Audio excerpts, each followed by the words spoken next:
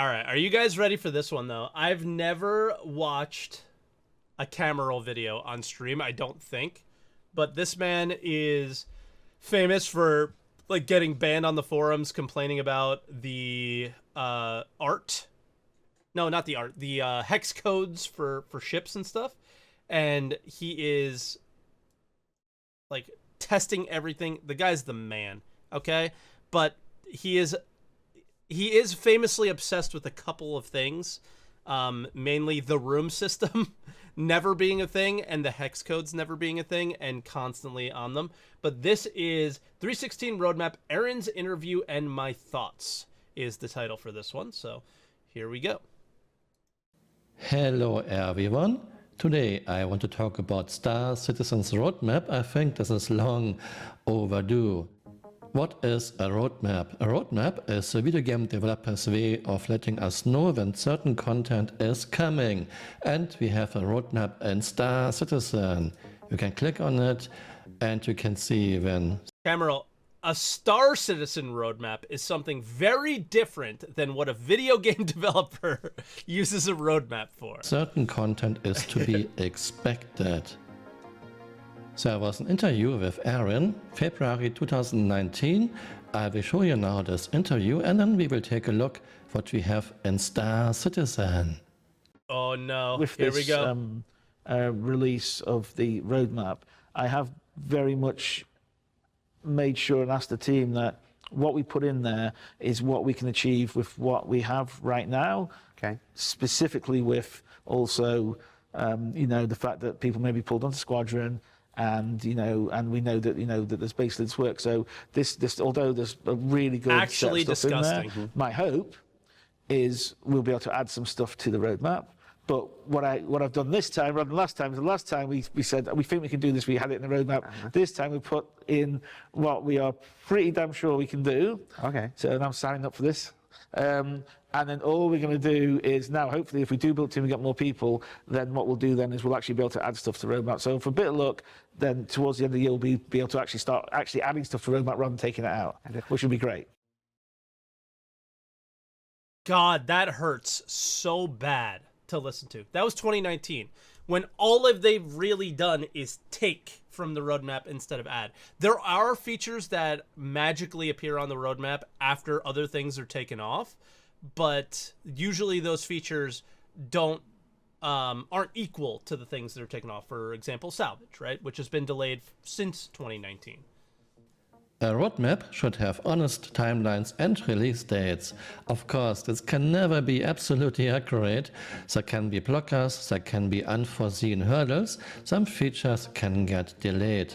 This is fine, but a roadmap should be, say, 75% accurate and not below 50%. In this regard, Star Citizen's roadmap is really bad. It's way below 50% accurate in the last year. And this started way before COVID-19. For example, Shield Hole rework was postponed for over a year. What we have in Star Citizen isn't really a roadmap, it's more like a marketing tool with over-optimistic release dates. In the long run, this will hurt the project Star Citizen a lot. Being honest makes it look good. A roadmap as a Okay, it'll hurt the project. This is something that content creators from the community say a lot. What do you think he means by that there? Because I think he goes, it will hurt the project in my perception of it, or some other people's perception of it.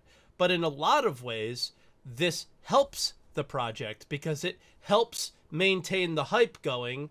Now, I'm not saying that this is correct or the right way of doing things or even remotely acceptable, but having hype things on the roadmap keeps you excited about certain things. It helps and it hurts, agreed. And I think a lot of the times we as creators will say absolutes about if you do this, this is the result. And that's just not true for everybody. We talked earlier about what we find fun in Star Citizen versus what other people do, and it's just not the case. I may find something incredibly boring that you find incredibly fun. So it's I don't know. It's different. Cameron does tend to talk in absolutes, like this is how it is, this is how it should be, but there's a lot more moving parts than what Cameron does tend to make it seem like. But I don't disagree, this is largely being used as a marketing tool rather than a tool the players can use to be like, this is something I can look forward to. And they've missed dates way too often. Their accuracy is below 50%. That's insanity. That should not be a thing. It just highlights incompetence and all these other things. But at the same time, it does, like, man, I'm really looking forward to selling. Man, I'm really looking forward to the cargo rework. So those things keep your eye on the project and are interested. And they also use it to say, look at how open we are. It's a positive for them in that way, when in reality, wow, thank you for being open about your wish list items. Like, it doesn't really do anything, but yeah. So Marketing tool makes you look bad. Especially what Aaron said hurts. We What put Aaron in says what does we are hurt. pretty damn sure we can do. Towards the end of the year, this was 2019, we will be able to actually add stuff to the roadmap instead of taking it out. Yeah, nothing of this came through. that's not true either, I don't believe. I do think things that were not on the roadmap at the beginning of the year did end up on the roadmap towards the end of the year. And there were elements of, we pulled these things off and we added things. So it isn't entirely untrue either. I know that CHE and Chris don't care about my small channel. Still, please Chris, stop doing this.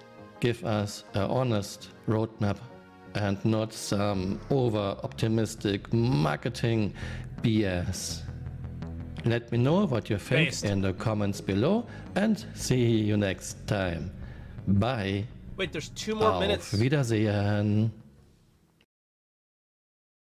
What happens for the last 2 minutes of the video? Do we react to the... Oh, I see what's coming. But anyway, so 3.1 is going to have mining, we're going to have refining and processing, we're going to have quantum interdiction, which means you'll be able to wait and pull people out of quantum travel, whether it's AI or you're doing it yourself, refueling, escort. The next one up would be 3.2 with repair and salvage. So we'll be able to salvage and repair. 3.3, here's the one. Who knew farming was so popular? So what we're going to aim for 3.3 is farming, sort of the rescue side. Yeah. These poor deluded fools cheering. I was there and I was one of those people cheering. You have to understand, at this moment, it wasn't widely understood how fucking stupid these people were. Okay, I was there. I was live there. And a developer was standing next to me and they went, that's not gonna happen. That's not gonna happen. Literally as he's saying it. I was standing right next to them and they were like, what the fuck is this shit? So, like, that was the moment. This right here, and I'm glad he put this in the video, this was the moment where everything went to shit. Where it was like, what are you guys doing? Now, what content creators and other people do use against them on this is there were, at this point, there were no quarterly release timelines. So I think what people are using against them here, and it's not fair with Star Citizen, is that people thought that 3.1, or people are thinking now that maybe he thought that 3.1 would be quarter 1, 3.2 would be quarter 2, 3.3 would be quarter 3. That was never the case at this moment in time. Quarterly releases were not a thing, and there was going to be a lot more time in between these patches. Okay? But the issue here is this was 100% malicious. But at what point We are now 6 years off of this, or 5 years off of this, essentially. At what point do we go, okay, they're getting better? Did all those ships make it, though? Nobody cares about the ships. In reality, I mean, some people do, but in reality, what people were screaming about was not the 890 jump or the Banu Merchantman, although I think I was yelling about the Banu Merchantman. I was excited about that. But it was the farming. It was the other things, the first things. Why do they put them first? Because they're more important, right? So it comes down to this, is how long are we going to hold this to them?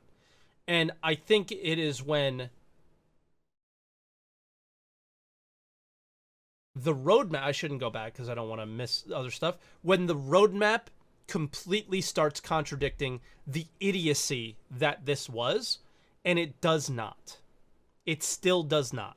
And that's the problem, is if the current systems and the current way they do things aren't almost like this, then it would actually change the perception of people and change their minds.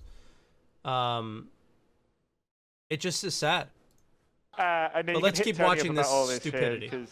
Yet more this was the fleshing sandworm out year. What we're doing with Stanton, and you know, the Anvil Carrack, which I think everyone's this is the 890 jump, right, and the Merchantman. So there you go.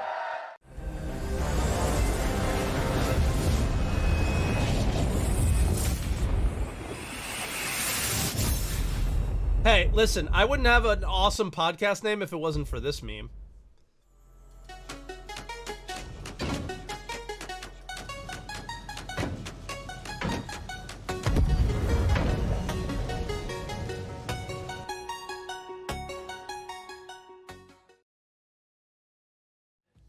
Hey, you're still here. You might want to join me on Twitter. My Twitter account is Camoral_SC. I love this guy, dude. He's so like happy and joyous, but then also just like absolutely rages about stuff.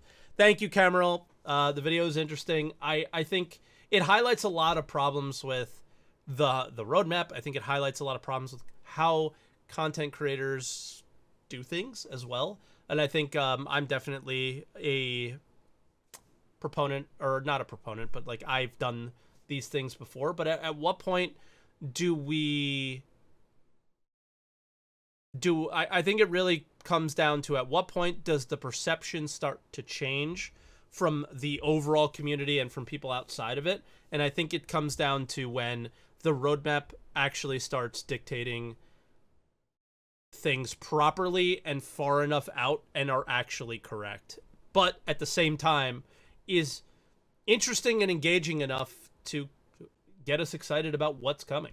So like most game companies do, it's basically just one patch out. They don't give you like this whole 1 year long roadmap, but yeah, we'll have to see. But Cameron, again, thank you. I hope you guys enjoyed that one.